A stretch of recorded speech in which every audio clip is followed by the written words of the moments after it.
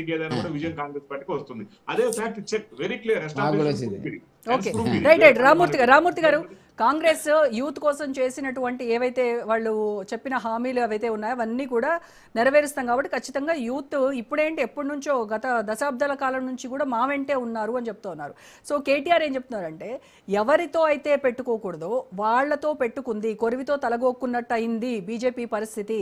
అయితే జెన్జీ అనేది చాలా అంటే ముందు ముందు తరాలన్నీ రాజకీయాలన్నీ కూడా వాళ్ళ చేతుల్లోనే ఉండబోతున్నాయి కాబట్టి ప్రతి పార్టీ కూడా ఇంక్లూడింగ్ బీఆర్ఎస్ పార్టీ యువ సంగ్రామ సదస్సులు కూడా మీరు పెట్టి యూత్ ని అట్రాక్ట్ చేసేటువంటి పనిలో ఉన్నారు.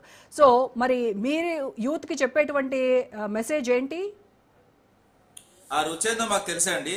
యువత ముఖ్యంగా ఏ విధంగా రెస్పాండ్ అవుతారు, ఏ విధంగా సిచ్యువేషన్స్ ఉంటాయి అంటే వాస్తవంగా మేము చూసాము కాబట్టి గతంలో మాకు ఎక్స్పీరియన్స్ అయింది కాబట్టి మేము క్లియర్ గా చెప్పడం జరిగింది. ముఖ్యంగా ఏదైతే 15 సంవత్సరాల నుంచి 29 సంవత్సరాల యూత్ ఏ విధంగా ఉందంటే ఇప్పుడు వాళ్ళు చాలా మంది విద్యార్థులు ఉన్నారు. అందులో ప్రైవేట్ ఉద్యోగులు, దాంతో పాటు ప్రభుత్వ ఉద్యోగులు కూడా కొంతమంది ఉన్నారు. అదే విధంగా నిరుద్యోగులు చాలా మేజర్ గా ఉన్నారు. అదే విధంగా రాజకీయాల్లో ఉన్న కొంత యువత కూడా ఉన్నది. అదే విధంగా యువ పారిశ్రామికవేత్తలు కూడా ఉన్నారు. వీళ్ళంతా సత్వర న్యాయం, అదే విధంగా సత్వర పరిష్కారం కోరుకుంటున్నారు. అంతే తప్ప ఎన్ని అబద్ధాలు ఆడినా ఏం చెప్పినా కూడా వాళ్ళు క్రాస్ చెక్, మీరు మంచిగా చెప్పారు రోజా గారు, ఎందుకంటే క్రాస్ చెక్ చేసుకుంటున్నారు. ఎందుకంటే వాళ్ళు ఏ విధంగా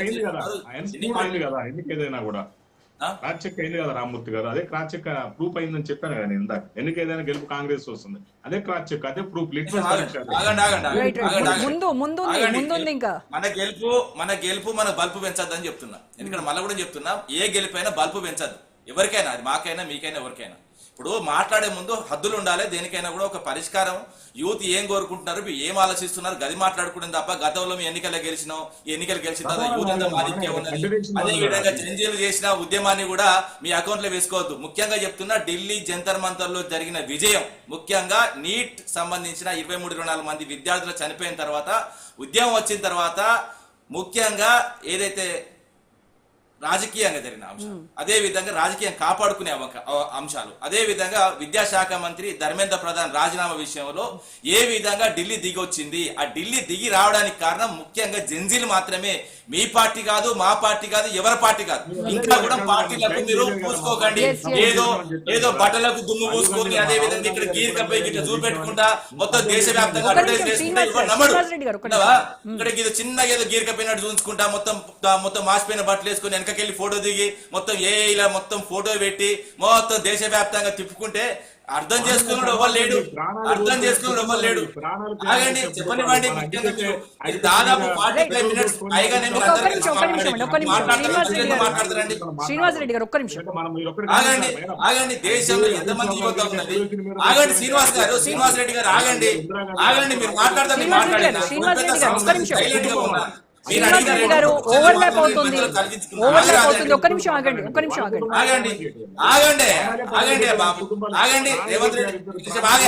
అండి. శ్రీనివాసరెడ్డి గారు ఒక్క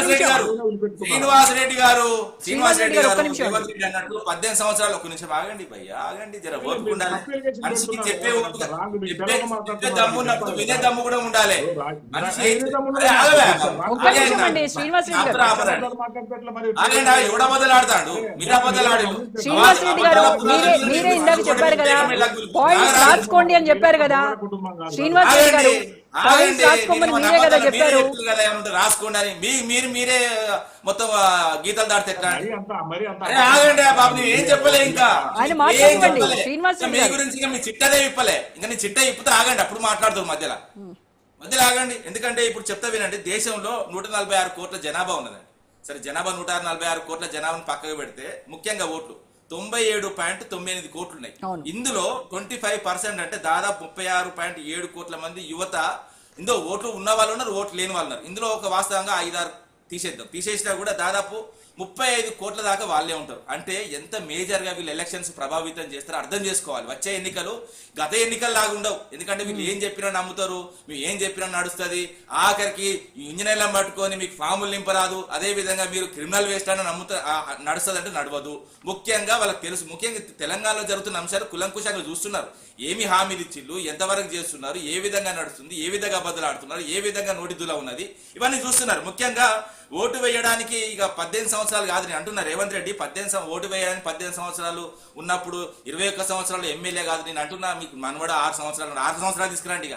ఎందుకంటే మీ మనవన్ కళ్ళ ఆనందం కోసం, ఎందుకంటే సింగరేణి 100 కోట్లు కూడా ఖర్చు పెడతావు కదా, తీసుకొచ్చి ఫుట్బాల్ ఆడతావు కదా, ఇటుదంతా అడిపోతా అడిదంతా ఇడిపోతా ఆ బక్కకాలతో విన్యాసం చూసినాం కదా. 6 సంవత్సరాలకే తీసుకురండి. పుట్టిన 6 సంవత్సరాలు నీకు మనవని కూడా ఎమ్మెల్యే చేయరు, అది వడద్దంటాడు.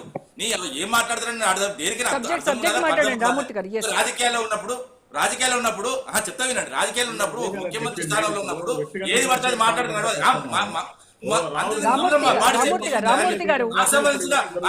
కేటీఆర్ గారు కొడుకుని చేసినప్పుడు లేదు, ఇప్పుడు వీళ్ళకి వస్తాను నేను అడిగితే. ఒక్క నిమిషం కేటీఆర్ కొడుకు అన్నప్పుడు ఏం లేదు, ఏది పడతానొచ్చు. మేమంటే మాత్రం వాడు అంటే మీకు న్యాయం మాకు న్యాయమా? మీరు చేసే సంసారం మేము చేస్తే వ్యభిచారమా? ఇది ఎక్కడ ఆగండి ఆగండి బాబు, ఆగండి రాసుకోవా బాబు. అవసరమైతే రామూర్తి గారు వాళ్ళు అన్నారు కాబట్టి మేము అన్నాం కాదు. వాళ్ళు విమర్శలు చేస్తే మీరు సద్విమర్శలు చేయండి, అంతేగాని ప్రతి విమర్శలు వద్దు దయచేసి. అది కాదు మన టాపిక్, అది కాదు.